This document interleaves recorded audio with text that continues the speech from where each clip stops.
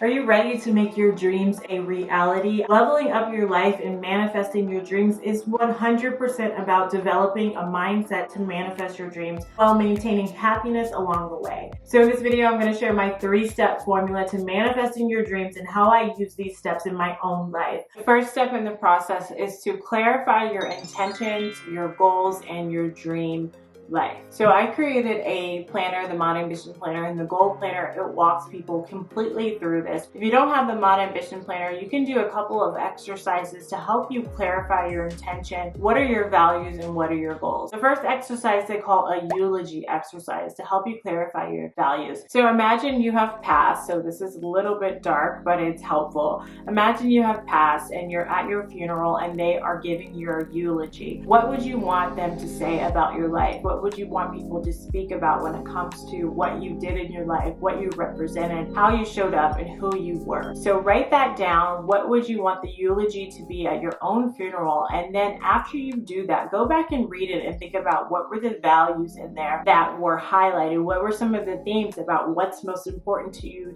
in life? And those are some of your most important values. Another exercise you can do, which is maybe not as morbid, is called the hero exercise. And this is where you think about people you admire in your life, and then you think about what is it about those people that you admire, and you can glean some of your most important values in life. In my own life, I went from being a broke, burned out hustler, I like to say, to a manifesting mofo. This all started with getting crystal clear with what I wanted for my personal, love, and career life. That was around the time that I made a major life shift. I redesigned my life, went back to school for psychology. I got my yoga certification, my meditation certification. I let go of toxic relationships, all just from getting clear on what I wanted. So that was the catalyst in making this major shift in my life. Then you can move on to the 3-step formula that I've created. The first step in this 3-part formula is cultivating a joyful spirit. So if you're on the journey of developing a manifestation mindset in order to attract abundance and manifest your dreams, it starts with having a joyful spirit. Our vibe is our guide. It's also our point of attraction. So if you can come from a place of joy and align with your inner spirit in that place of joy, then you will be a magnet for what it is you want. 2 different ways to go about cultivating this joyful spirit. The first piece is high vibe behaviors, and the second piece is high vibe thoughts. Those together are going to help you create this joyful spirit, because when it comes to manifestation, there's this triangle I like to remind everyone of. At the top, we have our joyful spirit, then we have our faithful mind, and we also have our aligned actions. And within each of those categories are also triangles. So for joyful spirit,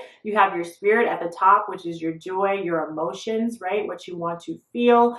And then on the sides of the triangle, the things that affect that joyful spirit are your thoughts. So what the words going through your head, and your actions, the things that you do. Now your actions are going to be a lot easier to change. Those are things that you have control over, rather than your thoughts are going to take a little bit more work. So I suggest starting with your behaviors, things that you can do to cultivate joy, and then moving into working on that thought process. But you don't want to sit there and start at the top of the triangle of emotions, right? You can't just sit there and say, oh, feel joy. That does not how emotions work. They're affected by our thoughts and our behaviors. Okay, let's get back to joyful spirit and talk about high vibe behaviors. So for me, some of those things that I did when I started making this shift and prioritizing this joyful spirit was I took a deep dive into yoga and meditation, and I also went to therapy during this time. And as a result of those spiritual teachings and practices, I also started prioritizing things like having fun, gratitude journaling, and prioritizing socializing and connecting with people that meant the most to me. So think about what behaviors you can do to really solidify your joy. In my program, I teach my clients things to do every single day to vibrate high, and those things include mindfulness, appreciation practices, pleasure, and self-care/self-compassion. Then on the other side of the spectrum, when it comes to your joyful spirit, I want you to have high vibe thoughts. And this takes a little bit more conscious work, but it's worth the effort. And at first, it's going to feel a little bit more robotic when you do these types of thought practices to start changing those thought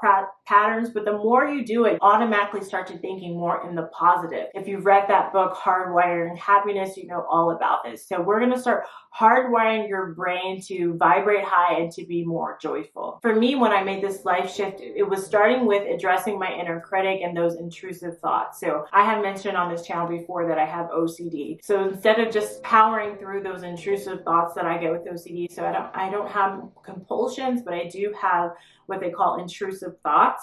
And I would always just power through those. Instead, I started using tools to deal with those and to be able to face them in a way that they didn't control me. I also started addressing my inner critic that was fueling my perfectionism. And this really, really was a game changer in the way that I was able to maintain my peace and maintain my joy just by addressing that really critical voice that was in my head that was telling me that I wasn't enough, even on a more subconscious level that was feeding into why I was constantly burning myself out because I felt like anything I did was never enough, right? So checking some of that inner critic, I actually have a book on self-compassion that I will link below if you're interested in addressing your own inner critic, was really helpful for me in moving forward and cultivating this joyful spirit. If you're just getting started with addressing your thoughts when it comes to vibrating high, you can use something I call the Seesaw method.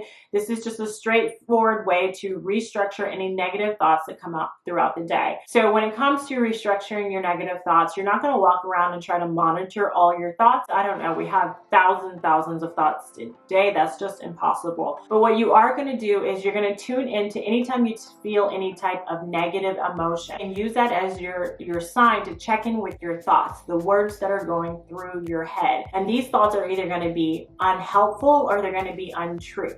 Sometimes you might have a thought that even though it's true, it's not really helpful to think, that you're going to want to restructure. So what you can do in those instances when you notice you have negative emotion and you notice the words in your head, I want you to use what's called the Seesaw method.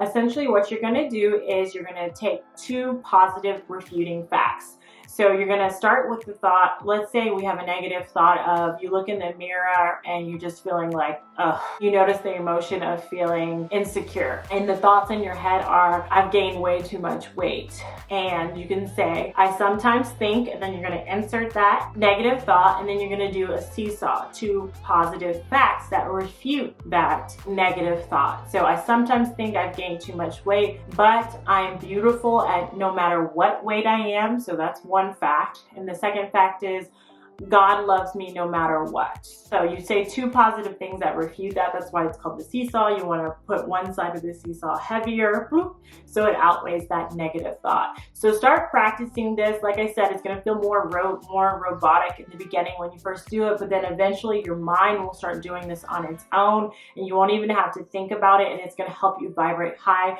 on a constant basis. Okay, let's move on to the faithful mind, the second part of the formula when it comes to developing this manifestation mindset that's going to help you manifest your dreams. So faithful mind is the second step in the process. So you can do this through two ways. You're going to have your abundance mindset, and you're also going to be expecting what you want, and those kind of overlap. So let's start with our abundance mindset. So you're going to use abundance now techniques is what I call them. You're going to use techniques that essentially help your brain wrap around the abundance that you're trying to manifest in this moment right here, right now. So that consists of not only the gratitude practice that you're doing, part of your joyful spirit techniques, but also thinking about what it is you want in that future and aligning with the energy of that right now and having that abundance right now. So some techniques that you can use to do this are scripting. You can use visualization workshops. You can use vision boards. You can pretend like you're being interviewed in a podcast in the future and talking about how you got to your success. So like future casting yourself. You could also use something called the 12-week letters. It's like scripting, but essentially you're putting it, a time cap on it in 12 weeks where you want to be and writing a letter as if you have manifested everything you want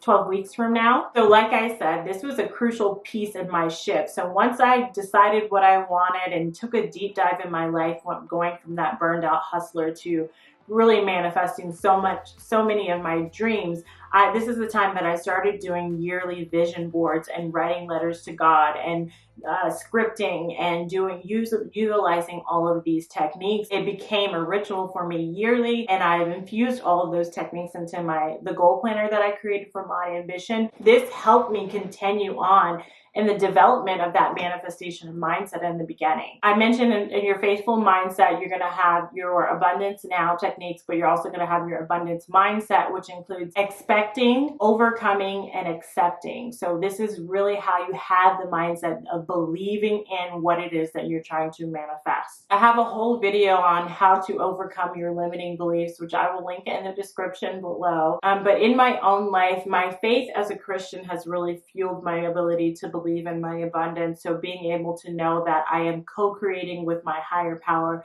allows me to do the most that I can and then let go and let God. If you're finding this information helpful, please smash that like button and be sure to subscribe. It really helps me keep showing up to give you guys the best information on planning, manifesting, and enjoying your dream life. All right, so the third part of the formula is aligned actions. You want to take actions that are not only aligned with your goals, but also aligned with your higher spirit, that God inside of you, where your desires come from in the first place. When it comes to aligning with your goals, one thing that's going to be very, very helpful, and that's helped me, was effective planning. So if you want to take aligned actions, you want to have a planning strategy that helps you move closer to your goals in the most efficient and the most strategic way. So this is the part of manifestation that is not just sitting there and thinking about what you want. You also got to get your Beyonce on and get up and work and get it done. So you got to go hard on what you can control. And this is part of that process through those aligned actions.